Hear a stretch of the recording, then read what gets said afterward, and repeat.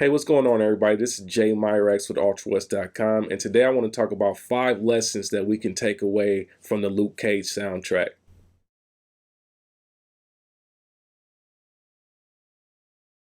Now, if you're not already familiar with the Luke Cage soundtrack and the Luke Cage show on Netflix, I would highly recommend that you go ahead and watch it because it's a highly inspiring show.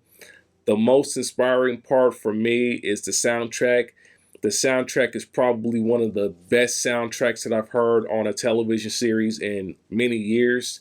So I think as a music producer, if you're into like soul music, if you're into just film scores and music production in general, this particular soundtrack is going to inspire you. It inspired me, and I have 5 lessons that I took away from it that I want to share with you. So lesson number 1 is analog is not dead. When you listen to the soundtrack, you can hear that the composers, Adrian Young and Ali Shaheed Muhammad, did their homework. They went for a very retro analog feel, and you can hear it all throughout the soundtrack. A lot of the instrumentation and the arrangement and orchestration is very similar to the stuff that you would hear in spaghetti western films and blaxploitation films from the 60s and 70s. The analog is unapologetic throughout this soundtrack. It's everywhere, it's unmistakable, and as a music producer, it's kind of like the holy grail sound that you're looking for on records. And the takeaway from this is that if you're going for a specific sound of an era, it's very important that, number 1, you do your homework. And once you've done your homework on the era, you go after the actual equipment and the recording techniques that were used in the era. You should not try to cut corners with your recording. I can tell from listening to the Luke Cage soundtrack that no corners were cut. They went for it. They went all in. They invested the money. They invested all the time and effort it takes to do things in the original analog way, but it paid off. There's great dividends from the sound that you got from the soundtrack, and the overall product is amazing. So as a music producer, it's always important to do your homework and go for the real sound. Don't just settle for a digital sound if the original era was using analog. So that's takeaway number 1. Lesson number 2, the use of dynamics is highly important in creating a sense of emotion in your music. When we listen to the soundtrack and the music within the soundtrack, you can hear the use of dynamics and how it really influences the listener to have certain expectations and certain emotions throughout the listening experience. And we're not just talking about dynamics from the perspective of volume levels and, compression and limiting. Although this is a period piece and there's not a heavy amount of compression on all the tracks, so it doesn't sound overcompressed. The other aspect of dynamics that I'm talking about is more from the compositional and arrangement point of view. Their arrangements are very dynamic. It's not very loopy. You have intros that are very sparse and melodic, but just spacious, and they get you in a certain place, and then out of nowhere, you get a wall of sound, you get big drums and heavy orchestration and sinister melodies, and it all creates a great, entertaining listening experience when you listen to the soundtrack. There's nothing monotonous about it. And the dynamics are so important in creating the whole feel of the music. So as a music producer, it's just very important for us to be conscientious about our use of dynamics. It's always important to step outside of that box and do things that are unorthodox and use dynamics to influence the listener to react and respond in certain ways. So that's a great takeaway from this soundtrack. Lesson number 3, socially conscious music can still win. Now, you may not think that from listening to a lot of mainstream music. A lot of mainstream music is not really socially conscious today, But the whole premise of the Luke Cage show is very socially conscious. The show is dealing with a lot of racial, political, and social economic issues that affect the black community.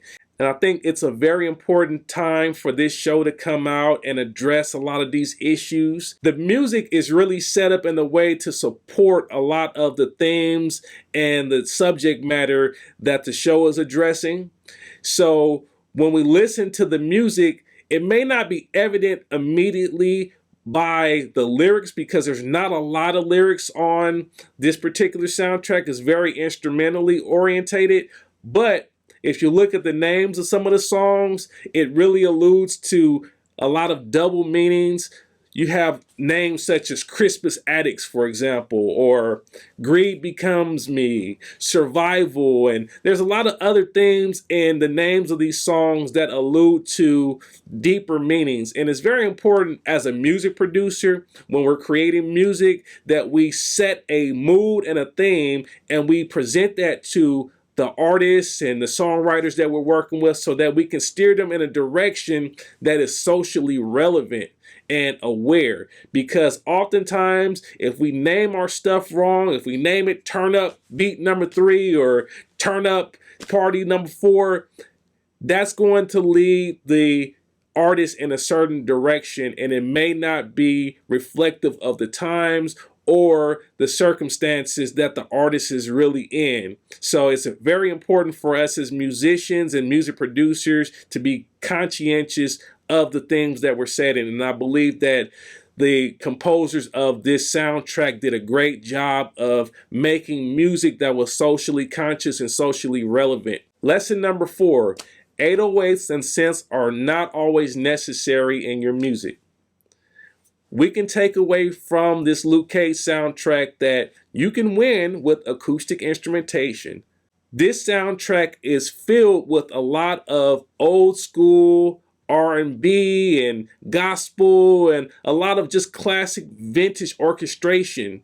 It's very important for us to tap into other sound palettes and different sound combinations in order to give listeners a varied experience when they're listening to the music. So this soundtrack does a really great job of reintroducing acoustic and electric instruments in a way that's still exciting and still palatable for listeners. So I think they did a great job at that, and we should be more inspired to do that in urban music especially, but in music in general. We just have to make sure that we're tapping into different sound palettes and not being boxed into what everybody else is using. Lesson number 5. Instrumental records don't have to have a pop format all the time. Now, this soundtrack doesn't feature a lot of vocals at all. It's very instrumental in nature, and some of the songs are less than a minute long. But the way that they're arranged allows the listener to get a full experience, and it's very fulfilling in the way that they are arranged. And I believe that music producers specifically should look at the overall intention and the overall message of the music and allow that to influence the way that the song is arranged, as opposed to using a template or some type of set format, because oftentimes music producers can get into a very robotic and mechanical way of making beats where they know that everything has to fit into a 3-minute and 30-second spot. So you start using very cliche arrangements. But with this Luke Cage soundtrack, you hear a lot of arrangements that are unorthodox as far as hip hop and urban production is concerned, but the arrangements work.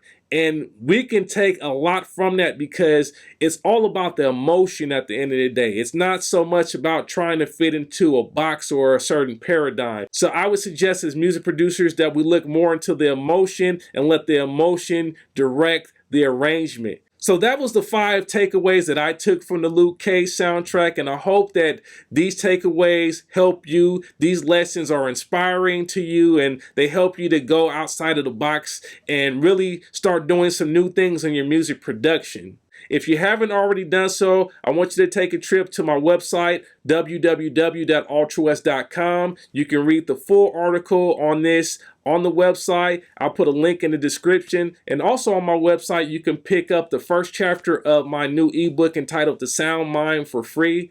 This ebook is designed to help music producers of all levels, whether you're just starting or whether you've been doing it for a while. There's something to take away for everybody. So go ahead and get that first chapter for free. I'm going to put a link in the description for that as well. So you can pick that up and you can pick up the full book as well. So go ahead, go to the website now and check it out. And I'll holler at y'all later.